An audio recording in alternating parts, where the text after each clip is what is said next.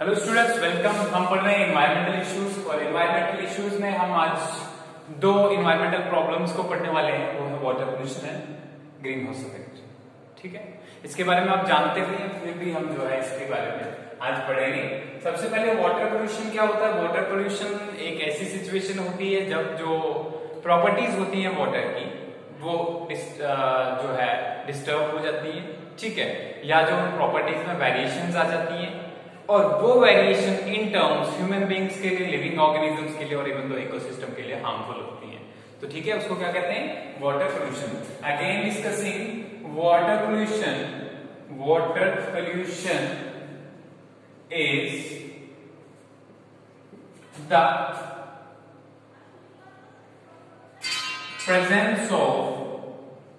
presence of impurities in water bodies are simply water, ठीक है, which change the quality of water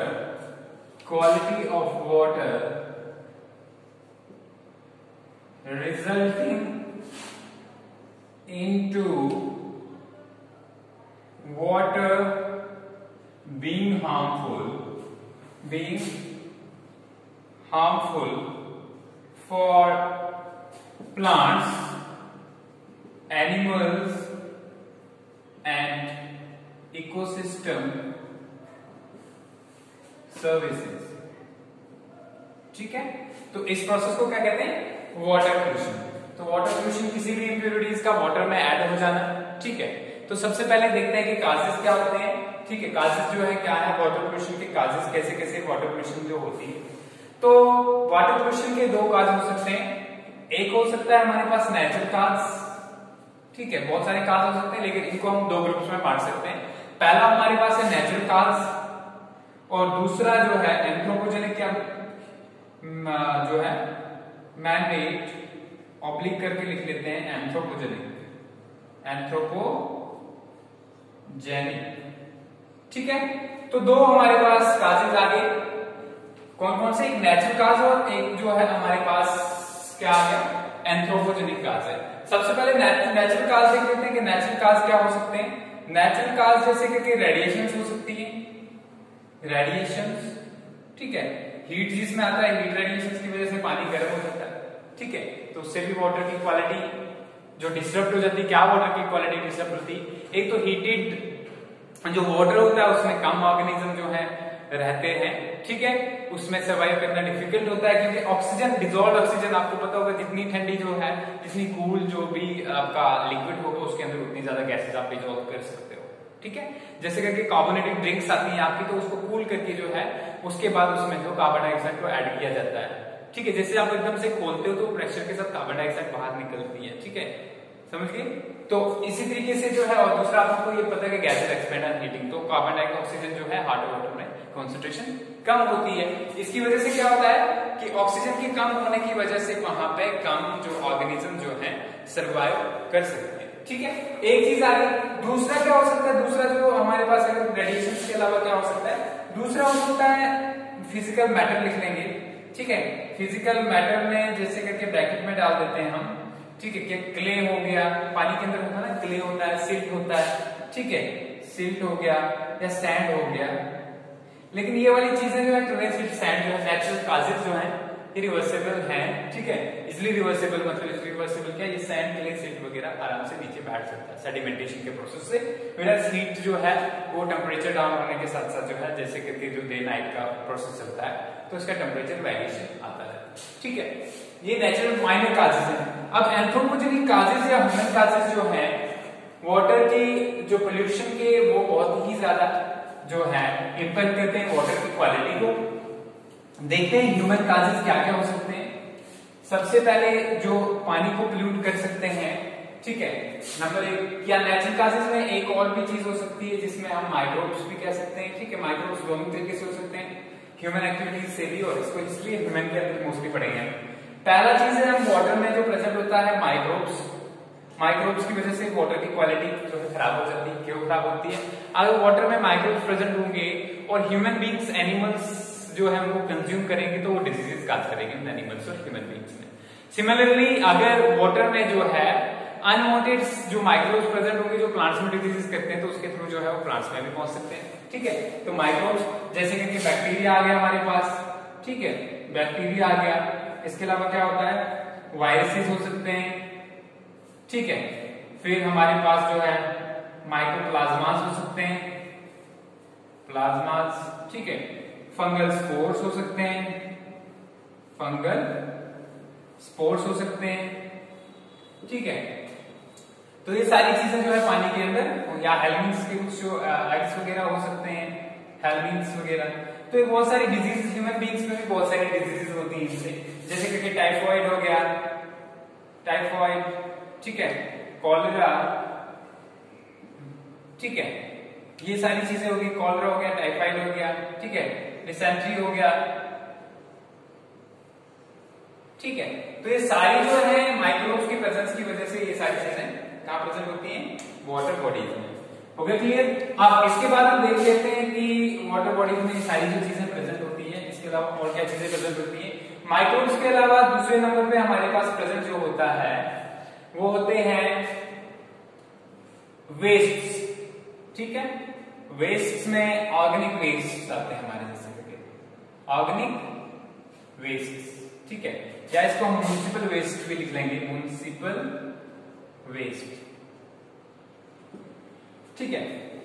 तो municipal waste क्या होते हैं, ऐसे वेस्ट जो घरों से निकले, सिटीज में डिफरेंट ऑफिस से निकले, होम से निकले, छोटी मोटी इंडस्ट्रीज से निकले, ठीक है, या फिर जो है अपने जो एनिमल्स होते हैं उनके शेड से निकले, ठीक है। इसमें क्या क्या आ सकता है, इन वेस्ट में मोस्टली सीवेज आपने सुना होगा, सीवेज वाटर होता है जिसमें जो है होम का, जिसमें एक्सक्रीटा होता है, human and animal excreta, animal excreta, ठीक है, ये प्रेजेंट होता है। इसके अलावा सोप्स, डिटर्जेंट्स, सोप्स, डिटर्जेंट्स,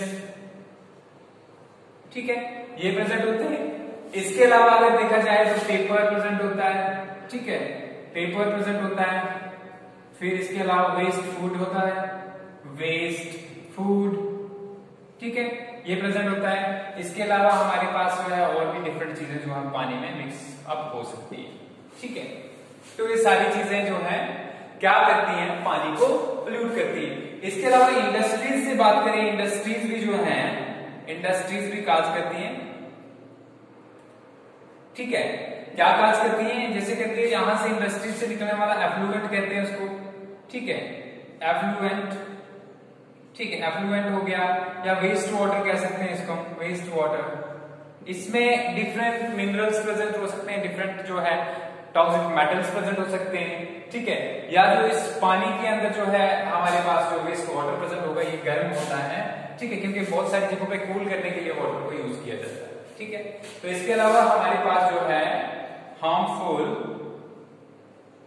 ठीक है, और टॉक्सिक मेटल्स, जैसे कि कैडमियम आ गया, मर्करी आ गया, लेड आ गया, आर्सेनिक आ गया। तो ये सारे जो हैं ये क्या करते हैं, ये पानी को पोल्यूट करते हैं, ठीक है। और पानी की पोल्यूशन की वजह से बहुत सारी डिजीजेज हो सकती हैं प्लांट्स में, एनिमल्स में और माइक्रो ऑर्गेनिज्म में, ठीक है, और इकोसिस्टम की जो सारी सर्विसेज में वो डिस्टर्ब हो सकती हैं, ठीक है। क्लियर हो गया? तो ये जो है हमारे पास डिफरेंट काजेस हैं, किसके, वाटर पोल्यूशन के काजेस हैं। अब वाटर पोल्यूशन के ये तो काजेस हो गए, अब इसके अलावा और भी कुछ चीजें जैसे कि सरफेस रन ऑफ है, ठीक है, या ऑयल स्पिल्स है, और भी क्या है, surface run of. Surface run of क्या होता है, सरफेस रन ऑफ या ऑयल स्पिल्स है हमारे पास, इसकी वजह से भी जो है बड़ी माइनर जो है कंट्रीब्यूटर्स है किसके लिए, पोल्यूशन के लिए। हाँ, जैसे कि लैंड ओपन एरिया में अगर देखा जाए तो सरफेस रन ऑफ भी जो मेजर कैसे करता है।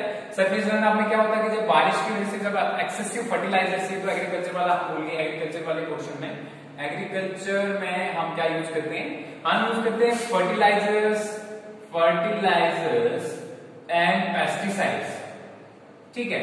जब हम इनका यूज करते हैं तो क्या होता है कि एक्सेसिव जब यूज करते हैं तो पानी के साथ कभी-कभी ये फर्टिलाइजर बहने के बाद जो है कहां, वाटर बॉडीज में चले जाते हैं, ठीक है, और वाटर बॉडीज को पोल्यूट करते हैं। कैसे वाटर बॉडी के अंदर न्यूट्रिएंट्स की कंसंट्रेशन बढ़ जाती है, ठीक है, और बढ़ जाने के बाद इसको हम यूट्रोफिकेशन के अंदर उसमें बहुत सारे माइक्रोब्स होते हैं और इस वाटर बॉडी को पोल्यूट कर देते हैं, ठीक है। ये सरफेस रन ऑफ हो गया। ऑयल स्पिल्स में कभी कभी ऑयल टैंकर्स जो है वो लीकेज हो जाती है उनकी वाटर बॉडीज के अंदर, जैसे सीज में, ओशंस में, ठीक है। तो इसके अलावा जो है कभी कभी रिफाइनरी से लीकेज हो जाती है, तो उसकी वजह से पूरे का पूरा एरिया जो है पानी का कवर हो जाता है किससे, ऑयल के लेयर से, और ऑयल की लेयर से कवर होने की वजह से वहां पे जो है डिसॉल्व ये जो ऑक्सीजन है वो खत्म हो जाती है और वहां के ऑर्गेनिज्म की डेथ हो जाती है। तो ये मेन काजेस थे किसके, वाटर पोल्यूशन के काजेस, ठीक है। अब हम देखते हैं कि बायोडिग्रेडेशन का यूट्रोफिकेशन देखते हैं क्या होता है। यूट्रोफिकेशन क्या होता है, कभी कभी आ जाते हैं क्वेश्चंस, ठीक है। यूट्रोफिकेशन एक ऐसा प्रोसेस होता है जिसमें सरफेस रन ऑफ की वजह से, ठीक है, due to surface run off the excessive fertilisers and pesticides etcetera are transferred to water bodies such as lakes that are nearby their fields.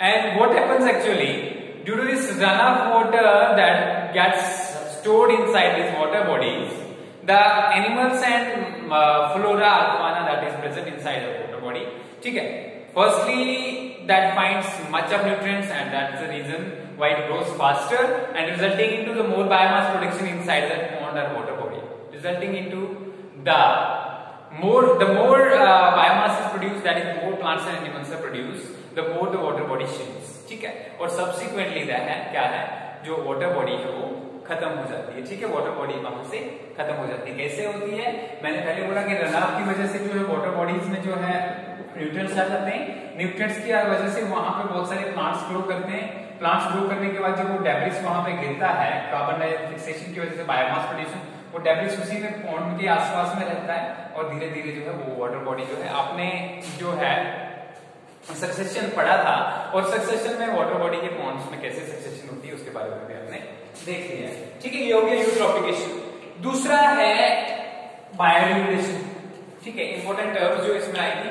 Biodegradation में क्या है, बायोडिग्रेडेशन में देखिए क्या होता है, बायोडिग्रेडेशन के अंदर होता है कि जो वेस्ट वाटर हमारे होम से, जिसको म्युनिसिपल वेस्ट कहते हैं, ठीक है, उस पानी को सीवेज कहा जाता है। क्या कहा जाता है, सीवेज। जो सीवेज ट्रीटमेंट में हम थोड़ा आगे पढ़ लेंगे। तो सीवेज के अंदर बहुत सारे जो है ऐसी चीजें होती हैं जिनको हम डिग्रेड कर सकते हैं विद हेल्प ऑफ माइक्रोब्स, ठीक है, माइक्रोब्स के हेल्प से हम उनको डिग्रेड कर सकते हैं, ठीक है। और जो उनको जिनको भी हम जो है डिग्रेड कर सकते हैं, ठीक है, उनको क्या कहते हैं, बायोडिग्रेडेबल सीवेज और बायोडिग्रेडेबल जो है वेस्ट मटेरियल। अब देखिए बायोडिग्रेडेशन में क्या होता है, बायोडिग्रेडेशन में माइक्रोब्स की हेल्प से,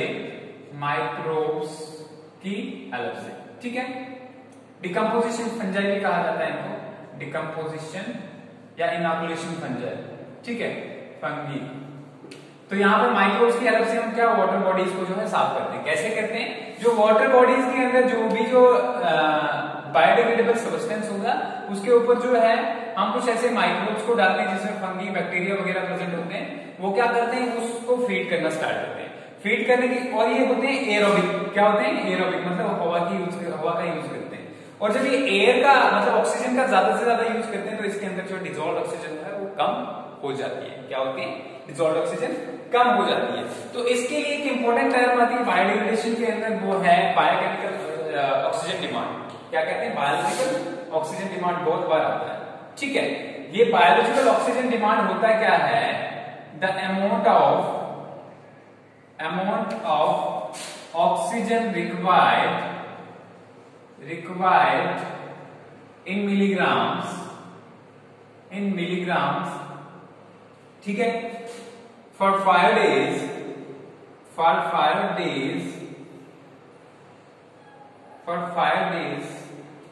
by microbes in 1 liter of water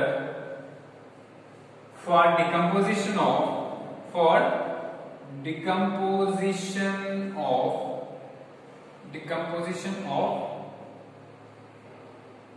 ठीक है, डिकम्पोजिशन ऑफ बायोलॉजिकल वेस्ट, ठीक है। तो इसको क्या कहते हैं, वॉट। देखिए फिर से वॉट होता क्या है, कि जो ऑक्सीजन रिक्वायर्ड होती है, ठीक है, ऑक्सीजन जो भी रिक्वायर्ड होती है उसको 5 दिन में जो है 20 डिग्री सेल्सियस पे, ठीक है, 5 डेज के लिए कितने मतलब जो है मिलीग्राम मिलीग्राम्स जो है ऑक्सीजन यूज होगी, उसको क्या कहते हैं। और ये यहाँ पर टेम्परेचर भी एट 20 डिग्री सेल्सियस, ठीक है, ये इसको क्या कहते हैं, बॉड कहते हैं, ठीक है। अगर बॉड की वैल्यूज की बात करें हम, तो बॉड की वैल्यूज की जो है अगर 1500 तक होगी, जैसे 1500 mg पर लीटर होगी, तो इसको लो पोल्यूशन माना जाता है, ठीक है, या क्लीन वाटर भी माना जाता है। 1500 से 4000 मिलीग्राम पर लीटर होगी, तो इसको कहते हैं इंटरमीडिएट पोल्यूशन, और अगर 4000 से ज्यादा होगी तो इसको कहते हैं, ठीक है, हैवी पॉल्यूशन, ठीक है, समझ आ गया। तो ये डिफरेंस होता है। देखिए 1500 ml जो है आपका माइक्रो ऑर्गेनिज्म अगर इसमें प्रेजेंट हो जाएंगे तो इसको क्या कहेंगे, कम होंगे इससे, तो 1500 से कम होंगे तो लो पोल्यूशन हो गया, ठीक है। फिर जो है मीडियम पोल्यूशन हो गया, और जो है ज्यादातर इसके ऊपर जो भी लगेगा तो हाई पोल्यूशन कहते हैं इसको, ठीक है। और ऑक्सीजन की बात करें तो अगर 8 mg पर लीटर से बिलो होगी तो पोल्यूशन होता है, ठीक है। और 4 से कम 8 मिलीग्राम पर लीटर जो है अगर ऑक्सीजन प्रेजेंट होगी, पोल्यूशन इज प्रेजेंट। 8 से ज्यादा होगी तो पोल्यूशन नहीं होगा, और 4 mg पर लीटर होगी तो हैवी पोल्यूशन होगा, ठीक है। तो ये हो गया हमारा क्या, नेक्स्ट कि बीओडी क्या होता है, बॉड क्या होता है। एक केमिकल ऑक्सीजन डिमांड होता है, कभी कभी ये भी आ जाता है, ठीक है। आपको लग गया कि बॉड बना। बॉड के बाद क्या होता है कि जब हम आगे देखेंगे कि जो माइक्रोब्स जो हैं, जो वाटर को हम ट्रीट कर रहे होते हैं, ठीक है, माइक्रोब्स जो हैं इसके अंदर ऑक्सीजन की हेल्प से जो ऑर्गेनिक मैटर है उसको डिकम्पोज करते हैं, तो उसके बाद कुछ केमिकल्स वगैरह यहाँ पे रह जाते हैं, ठीक है, वो भी बाद में ऑक्सीजन की हेल्प से जो है डिकम्पोज होते हैं, मतलब ऑक्सीडेशन की हेल्प से। तो उस सारे का बॉड और बाकी वाला जो केमिकल्स हुआ उनकी ऑक्सीजन जो डिमांड होगी उसको मिला के बॉड प्लस अदर, ठीक है, ऑक्सीजन रिक्वायरिंग सबस्टेंस, ठीक है, क्या बनता है हमारे पास, केमिकल ऑक्सीजन डिमांड, ठीक है। ऑक्सीजन रिक्वायर्ड बाय किससे, बॉड वालों से, और दूसरे से क्या, उसको क्या कहते हैं, केमिकल ऑक्सीजन डिमांड कहते हैं, क्या कहते हैं, chemical biochemical oxygen demand. Clear हो गया। तो ये हमारे पास दो चीजें हो गई अभी तक। अब इसके बाद हम देखते हैं कि बायोडिग्रेडेशन के अंदर जो है सीवेज की ट्रीटमेंट कैसे की जाती है, ठीक है, क्या किया जाता है, सीवेज का ट्रीटमेंट कैसे किया जाता है, सीवेज ट्रीटमेंट, ठीक है। सीवेज मैंने पहले बता दिया आपको कि जो भी घरों से हमारे जो डोमेस्टिक वेस्ट निकलते हैं, जिसमें ह्यूमन एक्सक्रीटा होता है, एनिमल एक्सक्रीटा होता है, और डिफरेंट जो है फूड मटेरियल होता है, जो वेस्ट फूड मटेरियल होता है, उसको जब पानी में जब मिलता है तो उसको क्या कहते हैं, सीवेज ट्रीटमेंट, ठीक है। उसके अलावा बहुत सारे जैसे प्रेजेंट होते हैं, जैसे करके सोप्स प्रेजेंट होती है, डिटर्जेंट्स प्रेजेंट होते हैं। तो इसको कैसे, पहले सबसे पहले प्राइमरी ट्रीटमेंट किया जाता है। क्या किया जाता है, प्राइमरी ट्रीटमेंट। प्राइमरी ट्रीटमेंट में देखो क्या किया जाता है, प्राइमरी ट्रीटमेंट में जो है सीक्वेंशियल फिल्ट्रेशन किया जाता है, सीक्वेंशियल फिल्ट्रेशन इसमें क्या किया जाता है कि जो आपका ये सीवेज है, सीवेज को फिल्टर्स के थ्रू पास किया जाता है, और पास करने के बाद क्या होता है, यहाँ पे कुछ जो फ्लोटिंग मटेरियल जो प्रेजेंट होगा सीवेज में, ठीक है, वो पीछे रह जाता है और पानी जो है आगे चला जाता है, ठीक है। यहाँ पे क्या जो भी फ्लोटिंग मटेरियल होगा या जो भी सस्पेंडेड जो मोटा मोटा मटेरियल होगा वो निकल जाएगा सीक्वेंशियल फिल्ट्रेशन से। एक चीज होगी। दूसरे स्टेप पे जो होती है क्या, बायोलॉजिकल, ठीक है, बायोलॉजिकल ट्रीटमेंट होता है। दूसरा बायोलॉजिकल ट्रीटमेंट में देखो क्या होता है, बायोलॉजिकल ट्रीटमेंट में इस जो यहां से जो हमारे पास निकला इसको कहते हैं प्राइमरी स्लज, ठीक है, और ये जो पानी यहां पे निकला इसको कहते हैं एफ्लुएंट,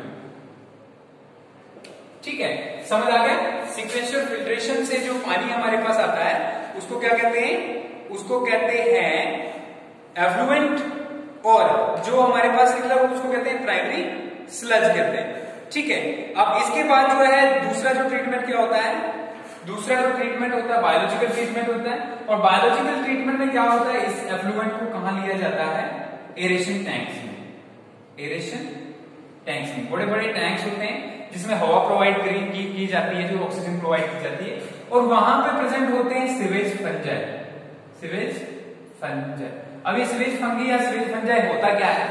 ये होता है बहुत सारे माइक्रो ऑर्गेनिज्म प्रेजेंट होते हैं जो डिकम्पोजिशन में हेल्प करते हैं, लेकिन होते हैं एरोबिक, इसलिए जो है बायोलॉजिकल कौन से होते हैं? एरोबिक।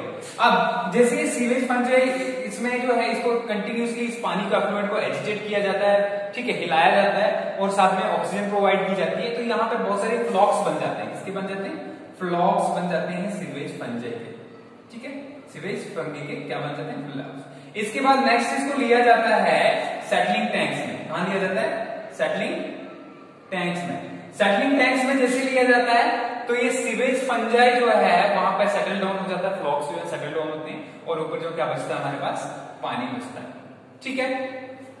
अब देखिए ये पानी यहां से निकल गया, अब हमारे पास कुछ जो सबसे पहले यहाँ पे सेटलिंग टैंक पे लेने से पहले क्या होता है, एक बार जो ये हमारे पास एरोबिक में हो गया, इसके बाद हम एनारोबिक टैंक में भी ले जाते हैं, ठीक है, एनारोबिक टैंक्स में।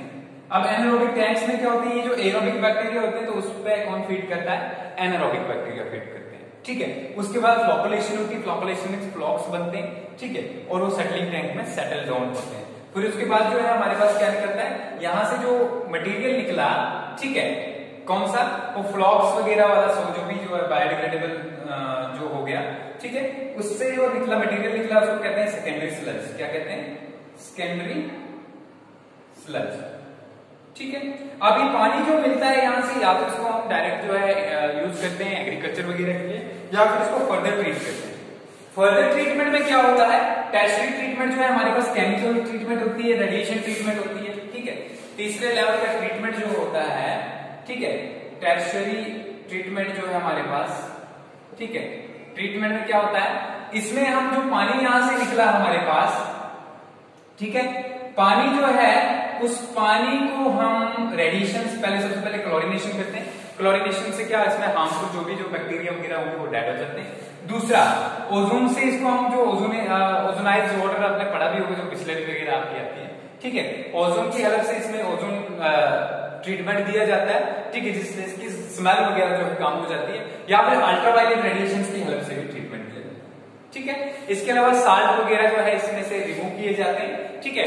डिफरेंट साल्ट्स को रिमूव करने के लिए जैसे करके अगर आप देखोगे तो डिफरेंट जो हमारे जो एलम, फेरिक क्लोराइड और लाइम का यूज किया जाता है। क्या क्या यूज किया जाता है? Alum, ferric chloride, ferric chloride, ठीक है, तो इनका यूज किया जाता है ताकि जो है हम क्या कर सकें, इसको हम ट्रीट कर सकें।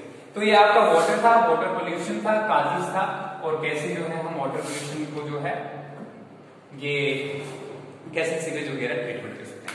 तो कंट्रोल के लिए क्या करना चाहिए? कंट्रोल वाटर पोल्यूशन की कंट्रोल की अगर बात करें, सबसे पहले जो है डायरेक्ट ट्रीटमेंट के बिना जो है हमारे म्युनिसिपल वेस्ट को डायरेक्ट वाटर बॉडीज में न मिलाएं। नेक्स्ट जो है इंडस्ट्रियल वेस्ट जो है जिसमें हॉट वाटर होता है या बहुत सारे केमिकल्स होते हैं, तो बिना ट्रीटमेंट के उसको भी जो है पानी में ना मिलाएं, ठीक है। हो सके तो इंडस्ट्रीज को जो है वाटर बॉडी से दूर सेटल किया जाए, ठीक है, पॉसिबिलिटी। इसके अलावा ह्यूमन वेस्ट को जो बायोडिग्रेडेबल वेस्ट है उसको कोशिश की जाए कि उसको जो है जैसे कहते हैं हमारे पास कंपोस्टिंग वगैरह की हेल्प से हम बहुत सारे जो है वो प्रोड्यूस कर सकते हैं। इसके अलावा अगर हम इसको प्रॉपर्ली ट्रीट करेंगे तो हमारे पास जो है मीथेन गैस का भी प्रोडक्शन होगा, जिसको हम फ्यूल के तौर पे भी यूज कर सकते हैं। तो ये सारा प्रोसेस जो है किसके अंदर होगा? ये प्रोसेस हो गया हमारा, ये हो गया वाटर पोल्यूशन के अंदर। अब हम देख लेते हैं कि ग्रीन हाउस इफेक्ट होता क्या है, ठीक है। नेक्स्ट है ग्रीन हाउस इफेक्ट। देखिए ग्रीन हाउस इफेक्ट जो है क्या होता है कि कार्बन डाइऑक्साइड जो है वो अर्थ के सरफेस के ऊपर है, ठीक है, ये आपको मालूम होगा। जैसे कि नाइट्रोजन 78.08%, ठीक है, ऑक्सीजन 20.93%, ठीक है, CO2 जो है हमारे पास CO2 कितनी है 0.03%, ठीक है। तो ये कार्बन डाइऑक्साइड, ये सारी गैसेस हमारे एटमॉस्फेयर, लोअर एटमॉस्फेयर में मोस्टली पाई जाती है, ठीक है। इनका यूज करते हैं हम, जैसे कार्बन डाइऑक्साइड का प्लांट्स करते हैं, ऑक्सीजन का हम करते हैं, ठीक है। नाइट्रोजन भी कहीं ना कहीं यूज होती है, जैसे करके प्लांट्स यूज करते हैं इसको, ठीक है। किसलिए यूज करते हैं? प्लांट्स जो है लाइटनिंग की हेल्प से जो फिक्सेशन होती है, इसके बाद नाइट्रेट्स बन के जो प्लांट्स उसको एसिमिलेट करते हैं, और उसके बाद एनिमल्स जब प्लांट्स के ऊपर फीड करते हैं तो एनिमल्स में आ जाते हैं, ठीक है। तो देखते हैं कार्बन डाइऑक्साइड क्या होता है। अब ग्रीन हाउस एक ऐसी मतलब एक ऐसा जो है स्ट्रक्चर होता है जिसके अंदर मिरर्स की हेल्प से सन की रेडिएशंस को जो है लॉन्ग वेवलेंथ वाली रेडिएशंस को, हीट रेडिएशंस को रोक के रखा जाता है। ठीक है, रोक के रखने की वजह से यहाँ पे हीट हो जाता है। और कौन रोक के रखता है यहाँ पे? वाटर वेपर्स की प्रेजेंस और कार्बन डाइऑक्साइड की प्रेजेंस जो है उनको एब्जॉर्ब, वो जो है रेडिएशन को रोक के रखती है और बाहर वापस जाने नहीं देती। इसकी वजह से ये एरिया जो है हीटेड। तो इस इफेक्ट को क्या कहा जाता है? Green house effect. ठीक है, समझ आ गया। अब ये ग्रीन हाउस इफेक्ट जो है ये अगर नॉर्मल है तो इससे क्या प्रॉब्लम है, देखते हैं। नॉर्मली अगर देखे जाए तो ग्रीन हाउस इफेक्ट इंपॉर्टेंट भी है हमारे लिए, क्योंकि अर्थ के एवरेज टेम्परेचर को 15 डिग्री सेल्सियस के आसपास रोक के रखता है। अगर कार्बन डाइऑक्साइड प्रेजेंट ना होती या ग्रीन हाउस गैसेज जैसे कि मीथेन वगैरह डिफरेंट गैसेज हैं वो प्रेजेंट ना होती तो सोलर रेडिएशन जो अर्थ पे पड़ती तो रिफ्लेक्ट होकर वापस चली जाती। ठीक है, इसकी वजह से क्या होता है कि अर्थ का टेम्परेचर -16 से -26, ठीक है, -26 डिग्री सेल्सियस तक मतलब जो है डिप कर जाता है। ठीक है, इतना ज्यादा डिप करने की वजह से यहाँ पे सर्वाइव करना बहुत ही डिफिकल्ट होता। लेकिन इतना फायदा होने के बाद भी ग्रीन हाउस इफेक्ट पे हम इतना क्यों फोकस कर रहे हैं? क्योंकि ग्रीन हाउस इफेक्ट जो है इसका अर्थ का गर्म होना भी किसी लिमिट तक ही अच्छा है। ठीक है, सपोज कीजिए कि अर्थ जो है कंटिन्यूसली अगर हम कार्बन डाइऑक्साइड की कंसेंट्रेशन बढ़ा देते हैं, ठीक है, और अर्थ का टेम्परेचर बढ़ता रहेगा तो धीरे धीरे जो है यहाँ पे जो वेजिटेशन कवर है डिफरेंट एरियाज में, जो ट्रॉपिकल एरियाज हैं, टेम्परेट एरियाज हैं, ठीक है, पोलर एरियाज हैं, तो उनका सारे का सारा जो क्लाइमेटिक कंडीशन है वो चेंज हो जाएगा। ठीक है, इसकी वजह से लगभग जो हमारा बायोडाइवर्सिटी है वो एक्सटिंक्ट कर जाएगा। ठीक है, तो ये ग्लोबल ये जो है ग्रीन हाउस इफेक्ट का। अब देखते हैं काजेस क्या है। काजेस ग्रीन हाउस इफेक्ट के काजेस में मैसिव ग्रीन हाउस गैसेस क्या कहते हैं? ग्रीन हाउस गैसेस जो है उनकी वजह से ग्रीन हाउस इफेक्ट होता है। और ग्रीन हाउस गैसेस में क्या क्या आता है देख लेते हैं। ग्रीन हाउस गैसेस में पहला जो है हमारे पास आता है कार्बन डाइऑक्साइड। 60% जो है ग्रीन हाउस इफेक्ट का कार्बन डाइऑक्साइड है। इसके बाद मीथेन है। ठीक है, मीथेन जो है 24 से 30% तक जो है मीथेन से जो ग्रीन हाउस इफेक्ट होता है। इसके बाद हम नाइट्रस ऑक्साइड की बात करें, 6% तक जो कंट्रीब्यूट करता है नाइट्रस ऑक्साइड। ठीक है, इसके अलावा क्लोरोफ्लोरोकार्बन्स हैं, ठीक है, मोर देन जो कितना 15% से ज्यादा, ठीक है, कंट्रीब्यूट करता है। कौन? ये क्लोरोफ्लोरोकार्बन्स, कार्बन डाइऑक्साइड, मीथेन और ये सारी चीजें जो किसमें कंट्रीब्यूट करती हैं? ग्रीन हाउस इफेक्ट में। तो अब हम देख लेते हैं कि ग्रीन हाउस इफेक्ट में कार्बन डाइऑक्साइड की स्केल में कितना चेंज आया। ठीक है, अगर हम बात करें 280 पार्ट्स पर मिलियन, 280 पार्ट्स पर मिलियन से 400 पार्ट्स पर मिलियन पहुंच गई ये कार्बन डाइऑक्साइड। ठीक है, पार्ट्स पर मिलियन क्या होगा? केमिस्ट्री में आपने पढ़ा होगा। ठीक है, मोल फ्रैक्शन, मास फ्रैक्शन, ये क्या होता है? पार्ट्स पर मिलियन, पार्ट्स पर मिलियन, इस सब के बारे में आपको पता होगा। ठीक है, 280 पार्ट्स पर मिलियन से कहां पहुंच गया? 400 पार्ट्स पर मिलियन। ठीक है, इतनी ज्यादा इंक्रीज हुआ है कार्बन डाइऑक्साइड में। और इसकी वजह से अगर देखा जाए एवरेज ग्रीन जो टेम्परेचर है अर्थ का वो बढ़ जाता है। कितना बढ़ जाता है? 2.5 डिग्री सेल्सियस के आसपास तक जो है अर्थ का टेम्परेचर बढ़ गया है। अब ये बात होगी कार्बन डाइऑक्साइड की। ठीक है, अब इसके बाद अगर मीथेन की बात करें तो 700 पार्ट्स पर बिलियन से, ठीक है, कितना पहुंच गया है? लगभग जो है 700 पार्ट्स पर बिलियन से मोर देन 800 पार्ट्स पर बिलियन जो है पहुंच गया है। क्लोरोफ्लोरोकार्बन्स की बात 750 में, सबसे पहले मीथेन की बात करते हैं। ठीक है, 700 पार्ट्स पर मिलियन से, ठीक है, ये कब था? 1750 में। ठीक है, मोर देन 800 पार्ट्स पर बिलियन है। ठीक है, ये हो चुका है अभी तक। ठीक है, जिसकी वजह से क्या हो गया? जिसकी वजह से जो है कंटिन्यूसली अर्थ का टेम्परेचर बढ़ रहा है। ठीक है, इसके अलावा क्लोरोफ्लोरोकार्बन्स की अगर बात करें तो क्लोरोफ्लोरोकार्बन्स होते क्या है? ठीक है, ये सिंथेटिक गैसियस कंपाउंड है कार्बन्स और हैलोजेंस के बने हुए। ठीक है, क्लोरोफ्लोरोकार्बन्स की थोड़ी बात कर लेते हैं। क्लोरोफ्लोरोकार्बन्स जो हैं synthetic compounds of carbon and halogen. ठीक है, हैलोजन और कार्बन के बने हुए होते हैं। अगर देखा जाए किस लिए यूज होते हैं तो इंडस्ट्रियल में सॉल्यूशंस में यूज होते हैं। इंडस्ट्रियल सॉल्यूशंस के लिए बनाया जाता है इनको, एक चीज। दूसरा इनको बनाया जाता है रॉकेट प्रोपेलेंट्स के लिए, प्रोपेलेंट्स फ्यूल जो यूज किया जाता है, ठीक है, प्रोपेलेंट्स एक हो गया। और इसके अलावा जो है ये यूज होते हैं कूलेंट्स में, रेफ्रिजरेटर्स में, ठीक है। तो इन सब में जो है क्या यूज होता है, क्लोरोफ्लोरोकार्बन्स यूज होते हैं, ठीक है। तो क्लोरोफ्लोरोकार्बन्स भी जो है हार्मफुल है, ठीक है। क्लोरोफ्लोरोकार्बन दो टाइप के होते हैं, CFC और HFC, ठीक है, CFC और HFC, ठीक है, क्लोरोफ्लोरोकार्बन्स एंड हाइड्रोफ्लोरोकार्बन्स, ठीक है। और यहाँ पे जो है इसको 11 और 23 जो है बोला जाता है, 11 और 23 डिफरेंट जो है क्या है क्लोरोफ्लोरोकार्बन्स की टाइप्स है। अब बात अगर करें तो लगभग 282 तक पहुंच चुका है, ठीक है, 282 पार्ट्स पर ट्रिलियन, 282 पार्ट्स पर ट्रिलियन में जो है 2000 तक ये जो है पहुंच चुका था, ठीक है। क्या पहुंच चुका था, क्लोरोफ्लोरोकार्बन्स जो है इनकी कंसेंट्रेशन 282 पार्ट्स पर ट्रिलियन तक पहुंच चुकी। तो ये नेक्स्ट आ गया, ये रीजन है।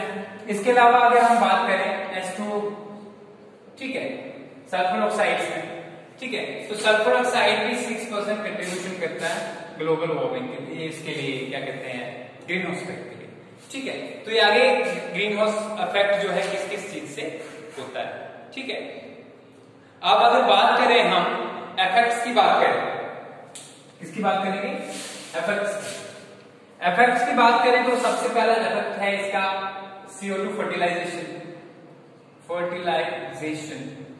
ये CO2 फर्टिलाइजेशन क्या होता है, क्योंकि हमने जो है आपने पढ़ा होगा 11th क्लास में कि 11th में फोटोसिंथेसिस के लिए क्या क्या चीजें, फैक्टर्स अफेक्टिंग फोटोसिंथेसिस, फोटोसिंथेसिस, जिसमें आपने कार्बन डाइऑक्साइड का रोल देखा, वाटर का रोल देखा और डिफरेंट थिंग्स का रोल देखा, ठीक है, जो इंपैक्ट करती है डेटा फोटोसिंथेसिस को। और CO2 फर्टिलाइजेशन क्या होता है, अगर CO2 की कंसेंट्रेशन बढ़ जाएगी तो हमने देखा कि फोटोसिंथेसिस जो C3 प्लांट्स के अंदर जो है वो बढ़ जाता है, ठीक है। तो C3 प्लांट्स के अंदर CO2 फर्टिलाइजेशन होने की वजह से क्या कार्बन डाइऑक्साइड बढ़ जाएगी, तो इजीली जो है कार्बन डाइऑक्साइड एब्जॉर्ब करेंगे और फिक्सेशन जो है इजी होगी, ठीक है। तो इससे क्या होता है, ज्यादा से ज्यादा बायोमास प्रोड्यूस होगा। लेकिन ऑन द अदर हैंड क्या ये हमारे लिए तो सही है, ठीक है, क्योंकि ज्यादा से ज्यादा बायोमास प्रोड्यूस होगा, प्लांट्स ज्यादा प्रोड्यूस होंगे। लेकिन ऑन द अदर हैंड एक और चीज होता है, क्या होता है, ग्लोबल वार्मिंग होती है। इससे क्या होती है, ग्लोबल वार्मिंग। अब ये ग्लोबल वार्मिंग क्या चीज है, ग्लोबल वार्मिंग हमने देखा ग्रीन हाउस इफेक्ट से क्या होता है कि सोलर की रेडिएशन इफेक्ट में होता क्या है एक्चुअली में, सोलर की जब रेडिएशन आती है धरती पे तो ये गैसेज जो हैं, जो जिनको हम ग्रीन हाउस गैसेज कहते हैं,